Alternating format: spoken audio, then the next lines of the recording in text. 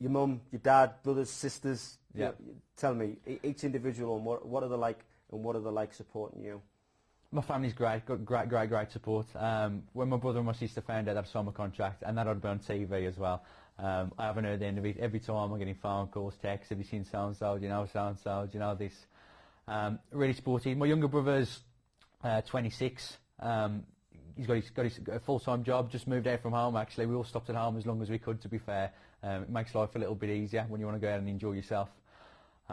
He's really good. He's not into sports or anything. He's the complete opposite to me, but he gives me my full support. Mum and Dad are great. My mum will go to the show, but she'll watch it from behind her hands. She'll watch the rest of the show and the rest from behind the fingers. So it's brilliant. I've had a lot of support from back home. So does Paul Taylor get recognised now when he's out in the street more than he did? Definitely more. I mean, I've always had a good following from where I came from. Obviously, doing local papers and a bit of local press stuff and people watching local shows, my name gets about. But definitely more service stations for some weird reason. We stopped off to get some petrol, get a bite to eat, and I bumped into some people and said, "Oh yes, so." So I see people staring at me. I can hear my name being mentioned, but nobody will come over. So yeah, it's different. It's something I'm getting used to.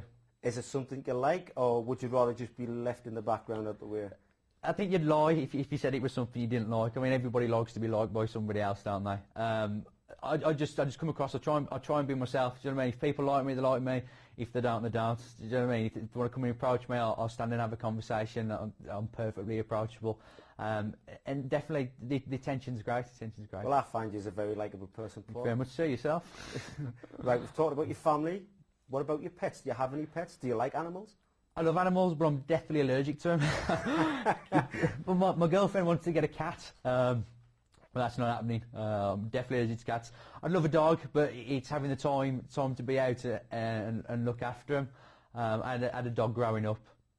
It was great, very obedient, did everything it was supposed to do, and it was good. But I got friends that have got animals that are a bit of a nightmare, and to fit it around your lifestyle as well. My girlfriend's on the road a lot. She's always out visiting customers. And so it'd just be like me and the pet, basically. So I don't think I'm ready for another commitment like that just yet. No, not yet. No. Well, being a full-time fighter is a full-time job, isn't it? So, exactly. You know, you've got to weigh the pros and the cons with having a pet. But do you do any other hobbies? Do you got any pastimes? I like to read. I like to sit and read. I'm a bit of a sci-fi nut. And I like mad science books, science magazines, anything like that. That's a bit out there. I just sit and read. That's generally what I do. I come out from the gym, get a shower, get some food down my throat, and I'll sit and read or watch the TV just for a couple of hours before I have to go out again.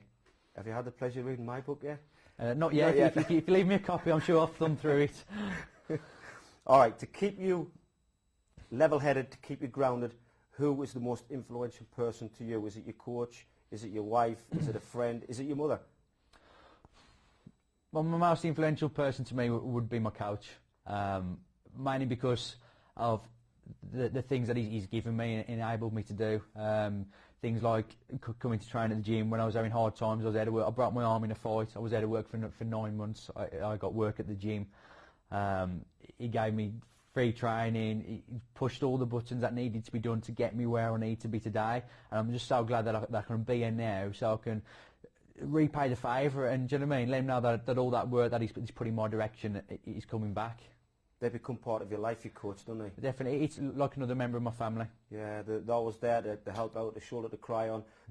Just for the viewers back at home, could you tell us the name of your coach? Yeah, John Roberts. John Roberts. Yeah. Okay, right. Other than fighting, behind every person, they have high lives, low lives, good times, bad times. What is your worst time in your life? What is your best time in your life? Oh dear me. Like I said, I've been very, very fortunate. Like I said, every time something hasn't gone the way I wanted to go on, or every time something's happened, stopped me from doing something I wanted to do, another door's open for me. But really the worst time is, like I said earlier, when I broke my arm. When I broke my arm, I had 9 months off. I couldn't train, couldn't do anything else. I didn't know whether the bone injury was going to heal itself. I had plates in my arm. It could have been the end of my career. If it did heal, I could have been said I was going to get 80%, 70% motion back in my arm. So back to my question earlier, what it was going to be like if you had to stop doing MMA. All those emotions and everything flooded through my head, what I'm going to do every day, where I'm going to earn money. And to be honest, it was one of the worst feelings I'd ever had. Have you ever gotten a point in your fight career where, one, the money's not coming in, or two, the fights have been too and far between, you've thought, I'm going to give up fighting and I'm just going to stick to a steady job so I know that my pay's coming in every week and, you know, a 9 to 5 and I'm happy? Definitely. I've quit once before. After doing my world title kickboxing, I hung about for about 6-7 months. I couldn't get another fight in the UK. It was very hard for me to get matched. Again, I went from being a nobody. I got a chance to be flown out there, get matched up. I was the right person, the right weight at the right time. I took on the fight and I got a win. And then subsequently back in Britain, I couldn't get matched up. And then I jacked it all in. I gave up. I went to production line butchery, and I was just standing on a big production line conveyor belt, freezing myself to death with a knife. Man standing next to me, covered in chainmail, slashing away at meat. 5:30 in the morning till 3 o'clock in the afternoon, 6 days a week. Wow. And that prospect was horrible, absolutely horrible. Well, I'm pleased you became a fighter because, wow, Me too. you hate to entertain everyone now. But entertaining everybody with the nickname Relentless, how did you get that name Relentless? I think it's to do with my cardio and my endurance. I just like to take a fight out. I don't like standing, if I'm a spectator and I'm watching a show, I don't like watching these fights where one of them will throw a shot and move back a couple of steps, throw another couple of shots. I like it when they're really engaged and let it all hang out, because in reality that's what a real fight would be like. And for me, that's the best thing that envisages everything about the sport and the fight, the exciting fast motion and the pace. I like to go out there, I like to push my opponent to my level. He has to work at my pace, and if he hasn't got the cardio, then tough luck.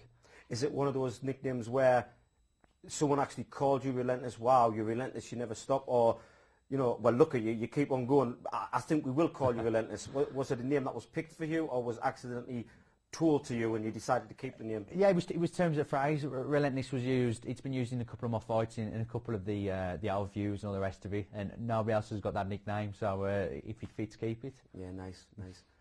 If anyone who's fighting now that just haven't reached the UFC, what advice could you give them? Because you've been there, you know, you were at a level. It's took you a while to get up to the UFC, Definitely. and now you've made it big. What advice can you give them? Keep at it. I mean, I've been disheartened, I've stopped fighting, I've got back to fighting, I've done smaller shows, medium shows, big shows, back down to medium shows again. Thought I was reaching the top. I've been promised this, promised that by different organisations, different people, and I've had to start all over again. But now, especially with the UFC, now they're here in Britain, they're looking for fresh talent all the time. Do you know what I mean? They're trying to expand what's happening. There's a lot of other shows trying to make big from MMA. And they're going to need a lot of good quality fighters. So just keep chipping away, keep working at the game, keep making it better. And if you're there to impress, you're going to get signed. Just never give in, basically. Just never get in, just keep going. Again, there's that mental aspect. You're not just a fighter in the ring. You've got to be mentally prepared. A mental fighter. Just don't give in just because somebody knocks you back a little bit. Definitely. I mean, mental toughness to me is fitness for me is the largest part of the game, followed strictly by mental toughness. If you haven't got the two in a good combination, then you're going to find it very hard to succeed in MMA. Man after my own heart, definitely. Okay, where's Paul Taylor going to be in 10 years from now? 10 years from now, I'm going to be sitting retired with a chain of gyms, all franchised out, and I'm going to be on the beach with a strawberry daiquiri. I could be on the beach with you, but you know, if ever my presenting work doesn't go very well, give me a job, will you? No problem, mate. All right, I'm going to ask you a few things. What is your favourite food? Fish and chips. Your favourite film? Oh, dear me. That's a bit of a hard one. Favourite film, Shawshank Redemption. Your favourite music or artist?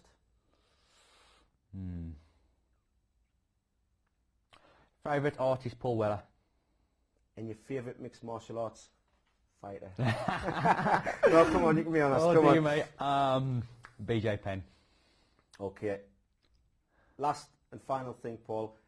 You've got all the time in the world to tell your friends, your family, your fans. What would you like to say to them? I'd just like to tell, well, firstly, my family, thanks ever so much for your support. Without your support, I wouldn't be where I am now, obviously. My fans, you travel all over Britain. Hopefully, you'll get to travel all over the world to come and support me. Again, it's great when I come into the crowd, I hear everybody shouting. I know I've got somebody behind my back. And when you're there, I'm going to guarantee that I'm going to put on a good show for you. And I'd especially like to thank my girlfriend. She has put up with so much from me the last 2 or 3 weeks before a fight. it's ridiculous. And also I'm a trainer, John Roberts, who without him I wouldn't be sitting here doing this interview now. Well, Paul, I'd like to thank you. Thank you for entertaining us.